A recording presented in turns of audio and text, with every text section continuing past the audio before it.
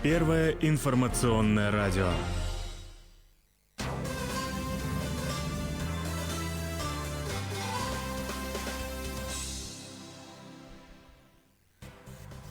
Дорогие наши слушатели, работа Беринчи радио в прямом эфире продолжается. Сейчас вашему вниманию программа «Актуальный разговор». Дорогие наши слушатели, пользователи нашей странички в Фейсбуке, здравствуйте. У микрофона в студии Ирина Егенбаева, за пультом режиссера сегодня работает Махсат Мамаралиев.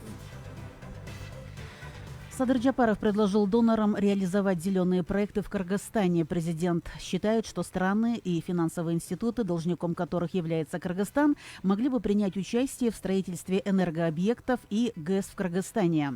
Президент отметил, что дал поручение активно проработать вопрос обмена внешнего долга страны на зеленые инициативы. Мы вместе реализуем зеленые проекты в Кыргызстане, в обмен нам списывают внешние долги. Мы все хотим, чтобы наши дети жили в богатой стране с хорошей экологией. Мы хотим быть действительно энергонезависимой страной, рационально использующей свой потенциал, озвучил предложение Джапаров в социальных сетях.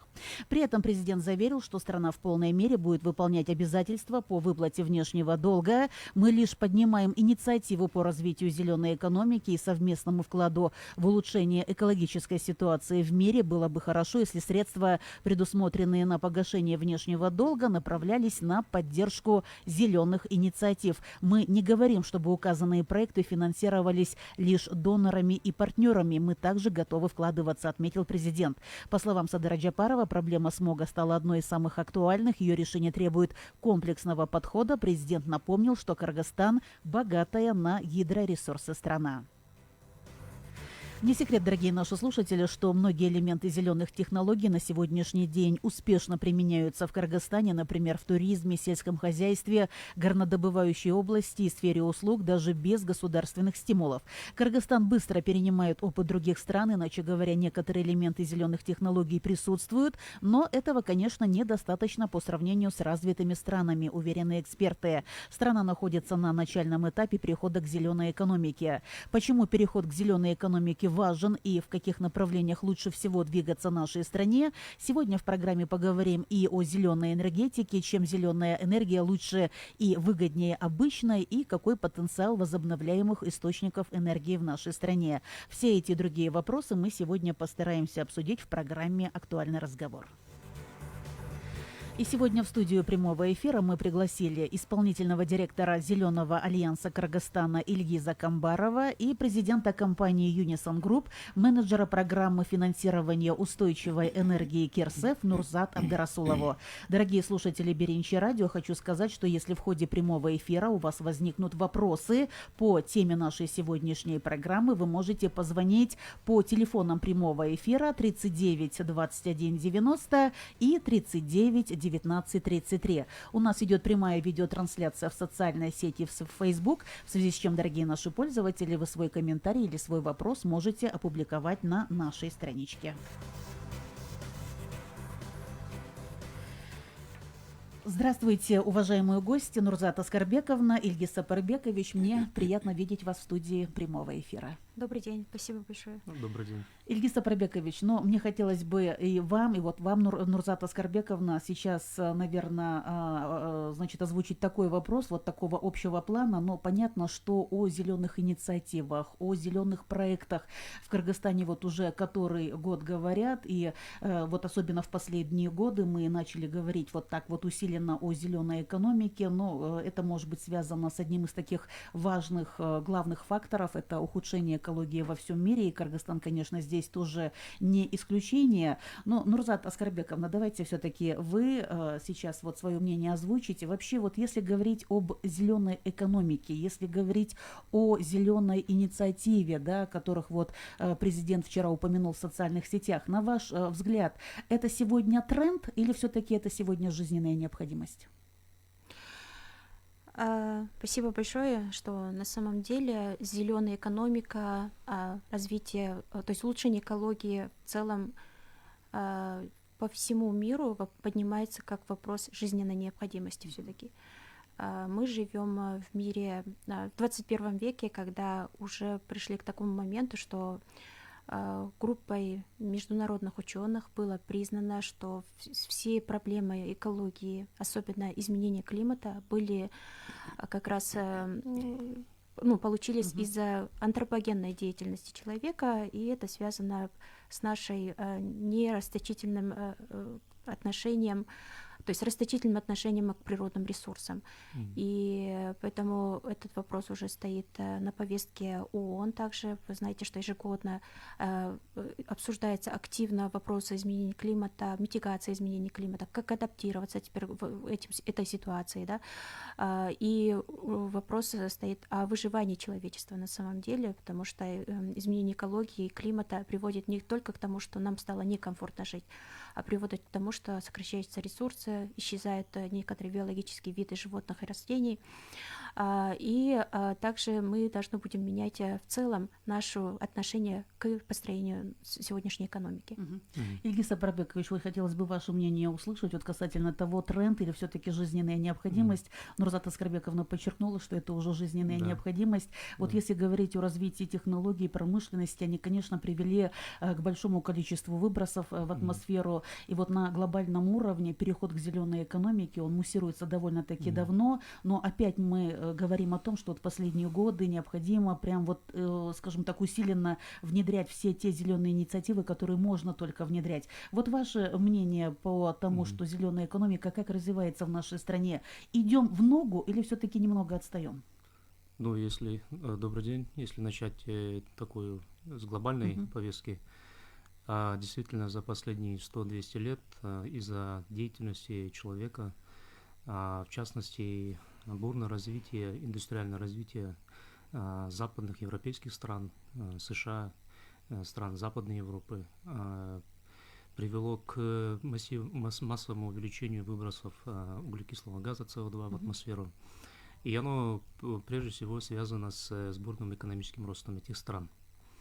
На сегодняшний день мы дожили до такой ситуации, когда уже выбросы СО2 начинают нам серьезно портить жизнь, портить атмосферу, таяние ледников, уничтожает наше биоразнообразие и так далее. Конечно, повестка была поднята преимущественно западными странами, исследователями и учеными западных стран. Оно еще с 60-х годов шло, но в последние, я бы сказал, лет 10-20 оно приобрело такие глобальные масштабы. Как Нурзат Аскарбековна правильно заметила, данные вопросы начали подниматься в различных платформах ООН.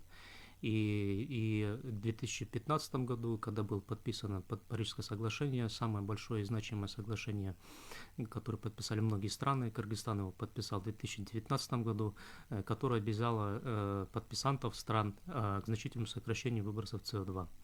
Что касается Кыргызстана. Кыргызстан, конечно, подписав и взяв на себя не только эти обязательства Парижского соглашения 2015 года, но и другие ряд связанных с сокращением СО2 обязательства, конечно, мы начинаем понимать, на мой взгляд, и государство, и эксперты, экологи, они, конечно, понимают и осознавали вопрос проблемы экологии давно, но вы же задаете вопрос про тренд ли это или же это жизненная необходимость. Как я уже выше сказал, и это жизненная необходимость, но знаете, у меня создается такое впечатление, что для Кыргызстана мы же все-таки являемся развивающей страной, страной с невысоким уровнем дохода, с низким уровнем дохода, и для стран с низким уровнем дохода вопрос перехода на зеленую экономику становится неким бременем. Этот вопрос новый, во-первых, потому что, как я сказал, эта повестка поднималась развитыми странами, потому что они раньше развились, у них развита экономика, у них, скажем, даже производство угля, нефти и так далее. То есть цена быть развитой страной, она колоссальная для природы. Теперь Кыргызстан должен как бы идти в ногу со временем в то же время, но и это не означает, что у нас нет экологических проблем. Смог в Бишкеке — это яркая демонстрация того, насколько вопрос стоит острый. И я думаю, что, будучи обремененным обязательствами, но в то же время это не дает повода для, скажем, или не освобождает нас от принятия более амбициозных целей, направленных на сокращение выбросов СО2. Я думаю, что со временем государство тоже будет реализовывать необходимые проекты, направленные на сокращение СО2. Ильгиз Апарбекович, вот если говорить о направлениях, то в каких направлениях лично вы видите развитие зеленой экономики в нашей стране? Ну, понятно, что вот можно, например, рассмотреть классические направления. Это переработка отходов, да, это энергосбережение, это загрязнение атмосферы выхлопными газами. Но ведь в Кыргызстане, наверное, есть свои такие определенные направления, которые присущи нашей отечественной экономике. Ну, я, во-первых, наверное, хотел бы заметить, это география нашей страны. Все-таки мы горная страна, и мы богаты гидроресурсами.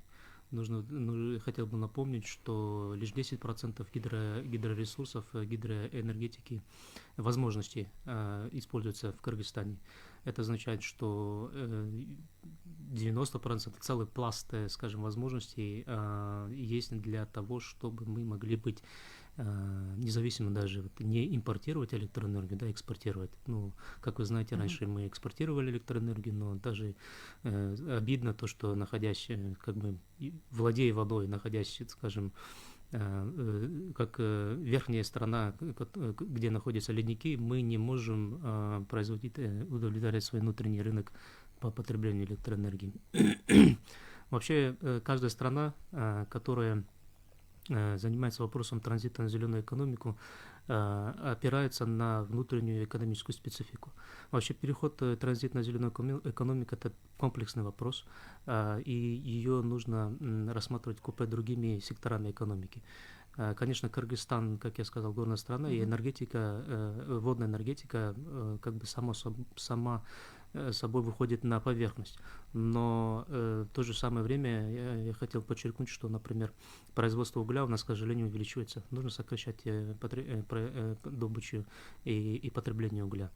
И, например, в Бишкеке из-за жилмассивов, которые находятся вокруг Бишкека, да, одна из основных источников смога в Бишкеке – это жилмассивы, которые находятся. Но по другим компонентам, например, ВИА, я хотел бы сказать, возобновляемые источники энергии в Кыргызстане есть потенциал. Это определенный потенциал, это, может, Нурзат Хасарбеков добавит больше, но, например, энергию ветра, энергию солнца мы тоже могли бы использовать для того, чтобы сокращать выбросы СО2 в атмосферу. Нурзат Аскарбековна обязательно скажет про зеленую энергетику. Давайте мы сейчас выслушаем вопрос или мнение нашего первого радиослушателя. Говорите, мы слушаем вас. Алло, Ирина, мен кыргызча айтайын. Болот. Мен жанагы жашыл эме деп кайра айтып атпайсыңарбы берден мага.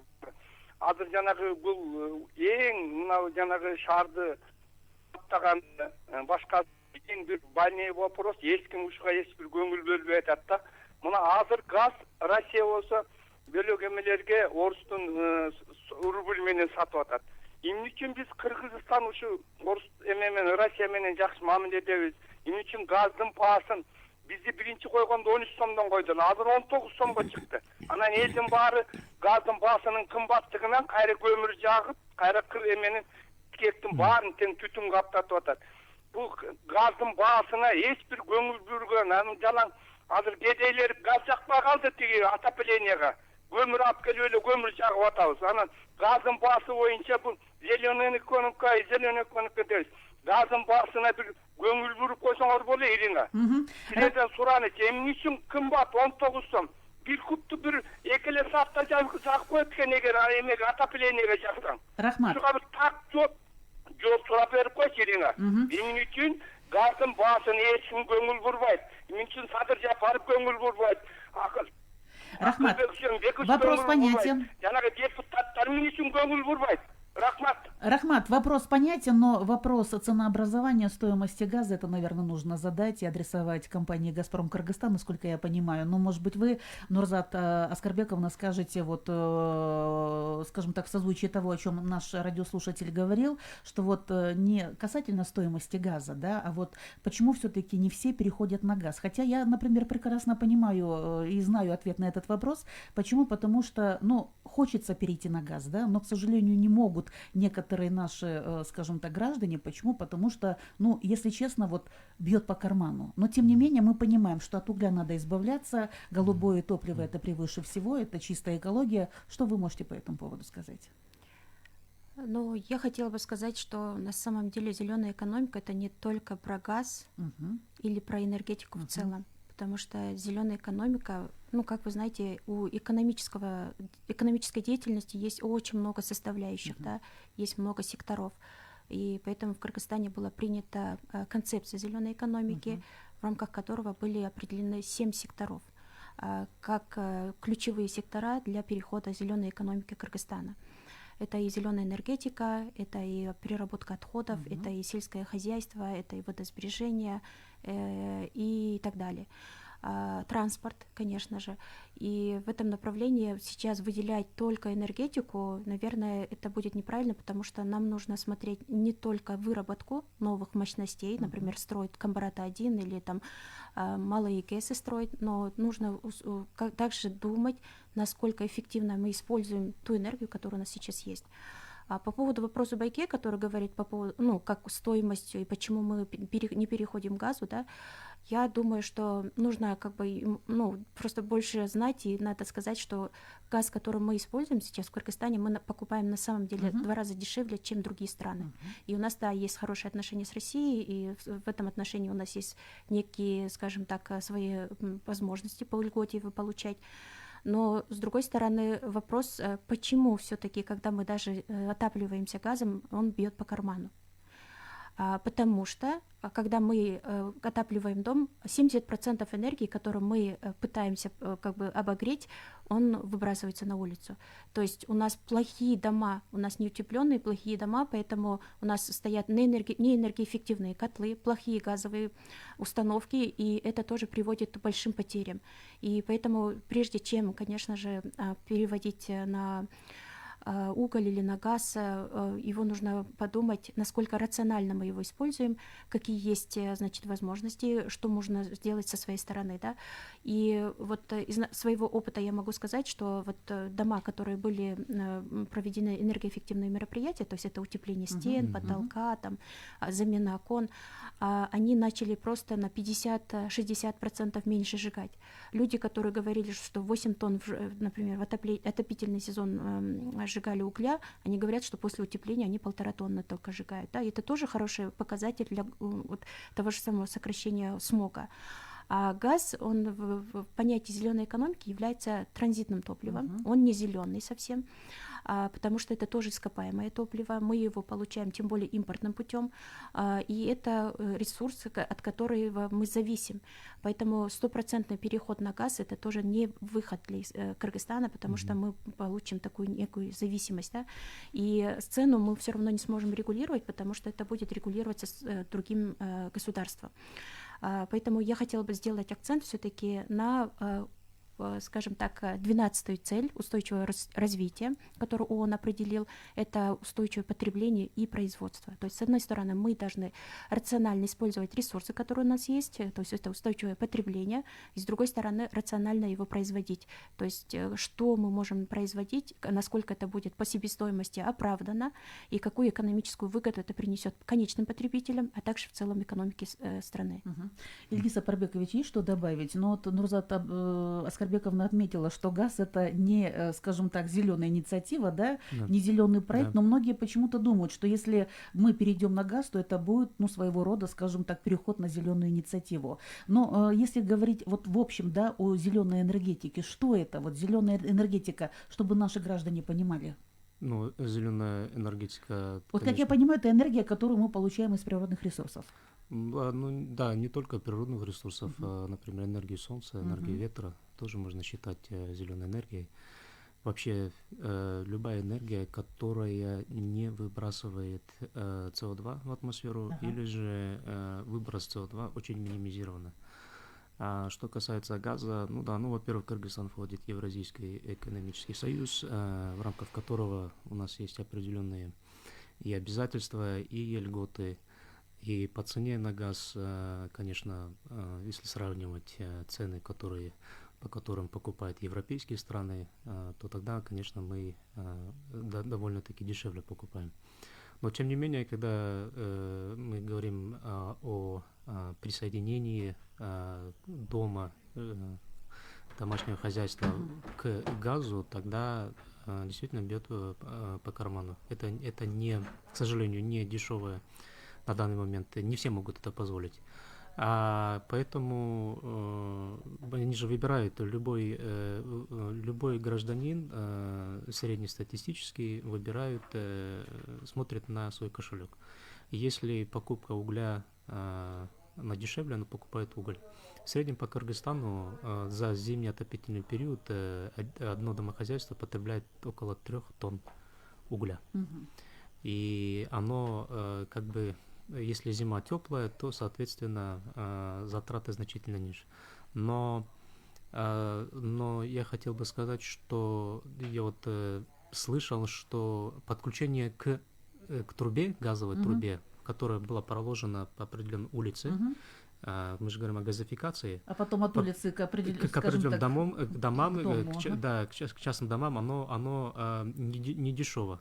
И поэтому тоже люди не торопятся. Если бы государство или, скажем, «Газпром» давал бы более дружелюбные цены, то, возможно, это бы стимулировало бы. Но, тем не менее, как Нурзат Аскарбековна правильно заметила, это импортный товар.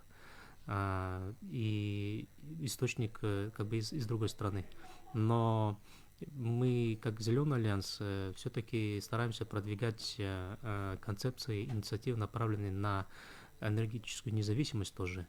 И у нас, благо, есть и внутренний потенциал. Просто нужно умно подходить к разработке определенных проектов и имплементировать их.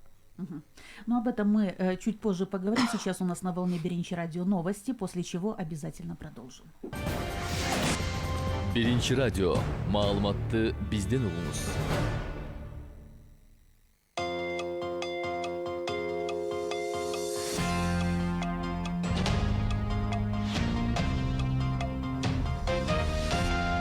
Энергетика министри Талайбек Ибраев энергетиктерге аномалдуу суукта электр жарыгын үзгүлтүксүз берүүнү тапшырды. Бул тууралуу энергетика министрлигинин басма сөз кызматы билдирди. Талай Ибраев энергетиктерди авариялык өчүрүүлөргө жол бербөө максатында баардык чараларды көрүп, ыкчам иш алып барууга чакырды. Ошондой эле ал тиешелүү адистерге алдыдагы суук күндөрдү эске алуу менен калкка жана жепке көмүрдү тынымсыз ташуу тапшырмасын койду. Өзгөчө Кырдаалдар министрлигинин маалыматы боюнча ушул аптада Кыргызстанда катуу суук болоору күтүлүүдө.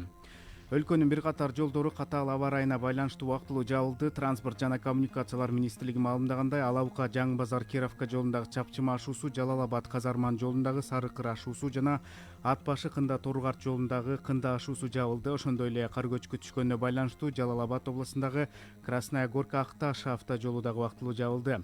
Ал эми башка ашуулар жана республикалык маанидеги калган тоолуу жолдор транспорт өтүү үчүн ачык. Жерлерде жол тейлөө кызматкерлери авто жолдорду кардан тазалап, инерттүү материалдарды чачууда.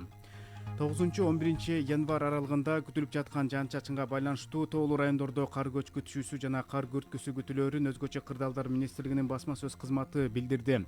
Маалыматка ылайык, Төө ашуу, Ала Бел ашуусу, Чычкан Капчыгай, Өтмөк Чапчыма ашуусу жана Мырзайке Карагулжа Алайкуу жолунун 55-107 чакырымында, Красная Горка Акташ жолунун 1-4 чакырымында кар көчкү коркунучу болуп, жол тайгак болот. Автомашиналар ортосундагы 500 метр аралык кыймыл чектелиши зарыл. 9-10 январда жана 11 январда түнкүсүн туруксуз аба ырайы күтүлөт. Көпчүлүк аймактарда мезгил менен кар жаашы, айрым жерлерде кар калың жаашы мүмкүн. Тогул суу сактагычындагы суунун көлөмү бүгүн 9 январга карата 10 миллиард 768 миллион куб метрди түздү. Электр станциялар ишканасынын маалыматына караганда, суу сактагычта суунун агып кириши 166 куб метр, ал эми агып чыккан суу 566 куб метрге жетүүдө. Энергетиктер керектөөчүлөрдү электр энергияны сарамжалдуу пайдаланууга чакырат. Бишкек шаарында электр кубаты үчүн карызы бар 5600 абоненттин жарыгы бүгүнтөн тарта аралыктан өчүрүлө баштайт. Бул тууралуу Бишкек электр тармактар ишканасы маалымдады. Керектөөчүлөр карызын төлөм терминалы, электрондук капчык жана банк кассалары аркылуу берсе болот. Мындан тышкары Кыргыз почтасы мамлекеттик ишканасы электр энергиясы үчүн төлөмдөрдү кабыл алат. Өзгөчө кырдаалдар министрлиги иске улануунун алдын алуу боюнча бир нече кеңештерди айтып, сактануу эрежелерин тизмектеп берди. Өрт өчүрүүчүлөрдүн айтымында уулуу көмүртек кычкылы түсү жана жыты жок болгондуктан өзгөчө коркунучтуу. Ис тез урат жана ал ар кандай кырдаалда болот. Транспорт каражаттарынан чыккан газдын, көмүртек кычкылынан, турмуш тиричилик газынын чыгышынан же приборлордун иштен чыгуусунан өрттөн да уулануу кооптулугу бар экени айтылды. Жаңы жылдан кийинки дем алыш 8 январга чейин созулганына байланыштуу алдыдагы бир нече ишемби иш күнү болот. Белгилей кетсек, бүгүн 9 январ, 7 январдагы Рождествого карата эс алуу күнү болмок. Себеби майрам ишембиге туура келген. Бирок кыргызстандыктар анын ордуна 3 январда эс алды. Ал эми 25 февралдагы ишемби 4 январдагы дем алыштын ордуна иш күнү болмокчу. 11 марттагы ишембиде 5 январдагы эс алуу күнүнүн ордун толуктап иштөөгө туура келет. Ошондой эле кыргызстандыктар 6 январдагы дем алыштын эсебинен 25 мартта жумушка чыгат. Талас областынын Кара-Бура районундагы Кайнар айылында орто мектеп пайдаланууга берилди. Президенттин Талас областындагы өкүлчүлүгүнөн билдиргендей, жаңы мектеп 225 орунга ылайыкталып, бардык шарттар түзүлгөн. Ошондой эле билим берүү мекемеси керектүү жабдуулар менен жабдылган. Белгилей кетсек, Кайнар орто мектебинин курулушу 2013 жылы башталып, ар кандай себептен улам бүтпөй келген. Каракол шаарында өткөн эл аралык туристтик жарманке жыйынтыкталды. 3 күнгө созулган иш-чара кол өнөрчүлөрдүн, сүрөтчүлөр, кышкы туризмдин өнүгүү тарыхынын көргөзмөсү, Кыргызстанда өскөн күрүштүн түрүнөн жасалган пало шоу, мастер-класс, оюн зок, концерттик программа жана турлар менен коштолду. Каракол Fire 2023 быйыл экинчи жолу өткөрүлүп жатат. Ага быйыл 7000дей турист келсе, былтыр 4,5 миңдей киши катышкан. Спорт жаңылыктары. Кыргызстандык 4 спортчу Бахрейнде теннис боюнча күч сынашат. Теннис федерациясы маалымдагандай, таймаштар бүгүн 9 январда башталып, 19-на чейин уланат. Тандоо оюндарынын жыйынтыгы жана эл аралык рейтингдин натыйжасында биздин өлкөнүн намысын талашуу 4 жаш теннисчиге буйрду. Алар Ева Кавшина, Камила Арипова, Давид Могилевский жана Султан Сатыкеев. Оюнчулардын машыктыруучусу Фархат Урумбаев. Жаңылыктар соңунда валюта курсу жана аба ырайы тууралуу маалымат. Улуттук банктын расмий билдирүүсүнө ылайык доллардын курсу 85 сом 68 тыйын, евро 91 сом 43 тыйын, рубль 1 сом 17 тыйын, тенге 18 тыйынды түздү.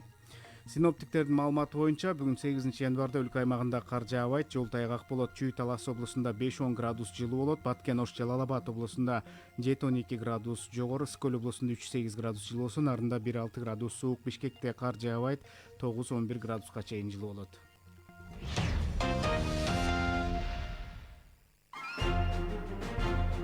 Первое информационное радио.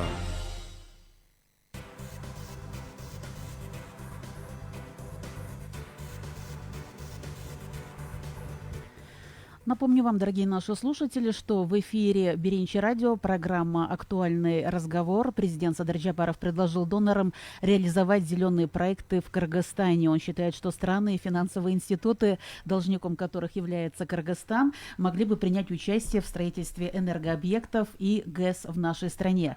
И сегодня в программе «Актуальный разговор» мы и говорим о том, почему переход к зеленой экономике важен и в каких направлениях лучше всего двигаться нашей стране.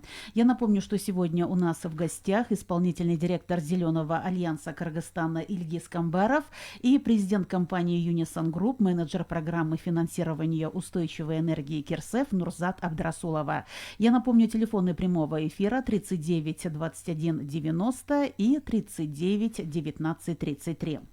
Нурзат Аскарбековна, ну вот не могу не спросить. Вот одно из приоритетных направлений программы финансирования устойчивой энергии Кирсеф – это прежде всего энергоэффективное развитие страны.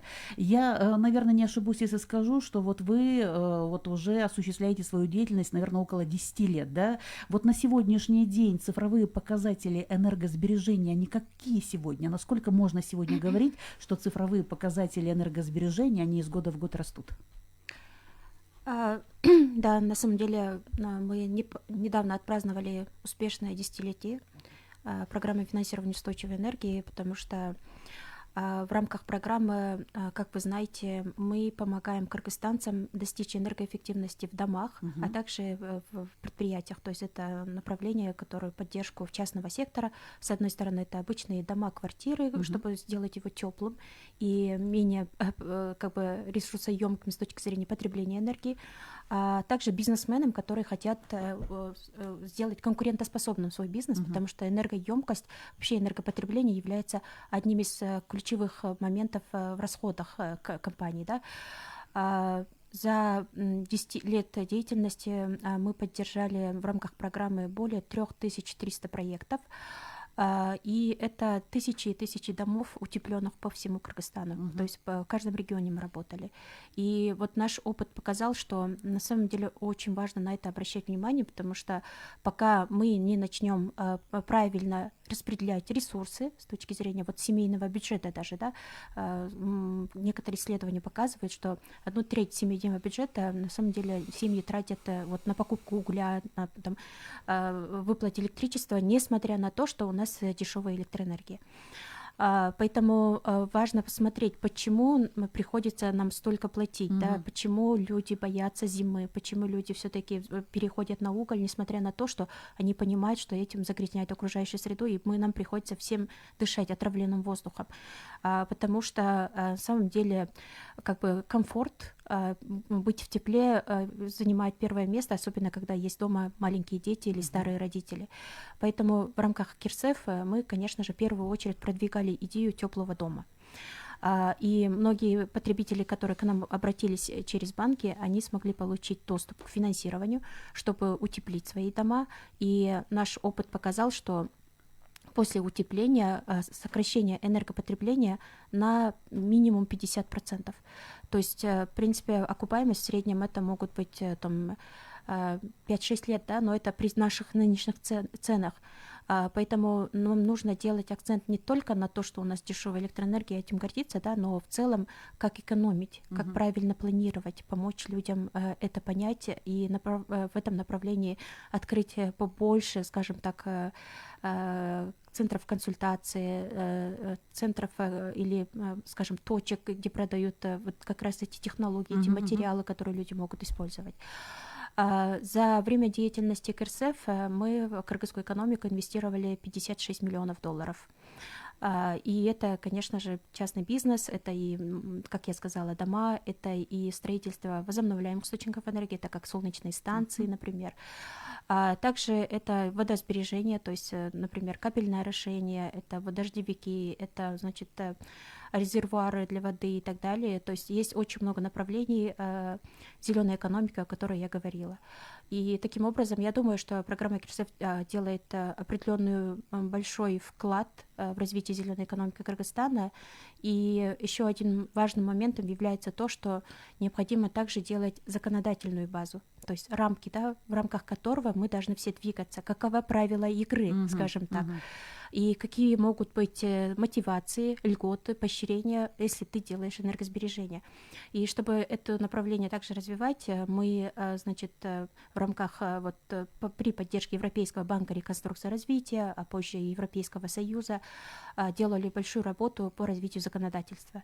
И впервые одним из стран СНГ, я не побоюсь этого сказать, кроме, конечно, балтийских стран, Кыргызстан стал пионером по внедрению закона об энергетической эффективности зданий, потому что здания в Кыргызстане потребляют почти 50% первичной энергии, и при этом почти 70% мы теряем. То есть вы можете представить себе, да, мы, конечно, можем говорить, там, что у нас 10% только осваивается, надо больше ГЭСов строить, но, с другой стороны, самая большая станция в стране, это считается энергоэффективность, то есть энергию, которую не нужно производить. То есть если мы начнем экономить, это значит, мы сможем тоже достичь энергобезопасности. То есть это будет большой вклад в энергобезопасность, энергонезависимость, потому что мы начинаем рационально использовать тот ресурс, который у нас сегодня в руках. И вот перед Новым годом как раз у нас состоялось большое торжественное мероприятие, в рамках которого было объявлено об открытии третьей фазы программы КИРСЭФ в объеме $50 миллионов США. И эти инвестиции также будут направлены на энергоэффективность, на зеленую экономику, адаптацию к изменению климата. Программа будет также работать через местные банки партнеров с грантовым компонентом. И мы очень надеемся, что в этом направлении также у нас будет хорошая работа проделана. Ну и, конечно, мы ожидаем, что будет поддержка со стороны государства и также активное участие наших граждан и бизнеса. Ильгиз Сапарбекович, вот мы сегодня с вами говорим о внедрении зеленых технологий в нашей стране. Вот вы сейчас можете, скажем так, озвучить проблемы, которые встречаются при внедрении зеленых технологий? Я не зря задаю этот вопрос. Почему? Потому что когда со многими экспертами мы говорим о внедрении зеленых технологий, о зеленых инициативах, вот они говорят о том, что внедрению экологичных технологий в Кыргызстане мешает несколько факторов. Это вот в числе устаревшее законодательство, вот о законодательстве Нурзат Аскарбековна уже сказала, и отсутствие поощрения за применение той или иной эко-разработок. Вот касательно, ну скажем так, проблем. Какие проблемы существуют? И вот я знаю, что Министерство экономики и коммерции, по-моему, вот с вашей организацией, Зеленым альянсом Кыргызстана, вы составили или составляете список, что может считаться зеленой технологией, а что зеленой технологией считать нельзя. Вот по этому поводу что можете особо отметить? Спасибо за вопрос.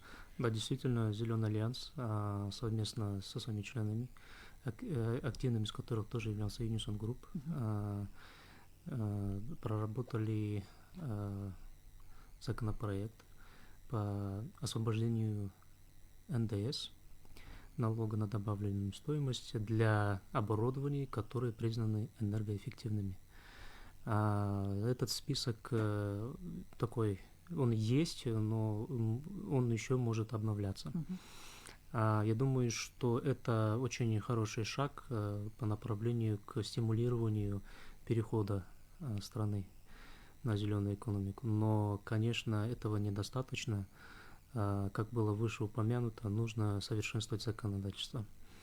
Успешные страны, которые более успешно переходят на зеленую экономику, они рассматривают весь вопрос в комплексе. Поэтому, конечно, с другой стороны, я хотел бы вообще заметить, что все-таки развитые страны, у них бюджет другой, у них экономика другая, у них структура экономики другая, финансовые возможности тоже более оптимальные. Кыргызстан же все-таки входит в список развивающих стран, страну с низким доходом. Поэтому мы вынуждены обращаться к каким-то международным донорам, международным организациям за содействие. Я хотел бы заметить, что для развивающих стран двойное бремя, две проблемы. Первая проблема – это растущийся долг, внешний долг. И, конечно, с каждым годом их нужно выплачивать. Для развивающих стран это бремя, потому что процесс оплаты долга, возвращения долгов, она может быть, как скажем, более проблематичной в связи с замедлением темпов роста экономики тоже. Но вместе с тем COVID-19 он показал, насколько уязвимы развивающие страны к проблемам изменения климата.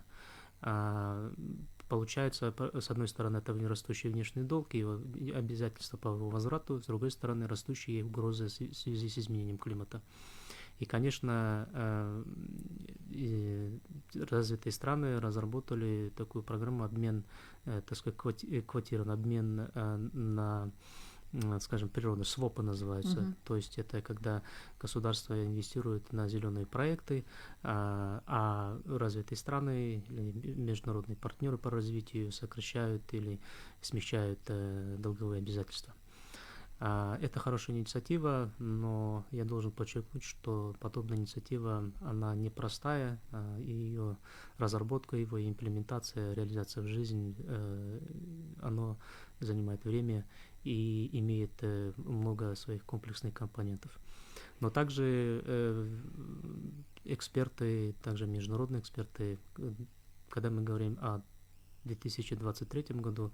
Для развивающих стран добавляется еще третий вызов – это растущая инфляция, инфляционное давление, и, скажем, давление на бюджет в связи с ростом цен для потребителей. В конечном итоге конечные потребители будут нести основное бремя.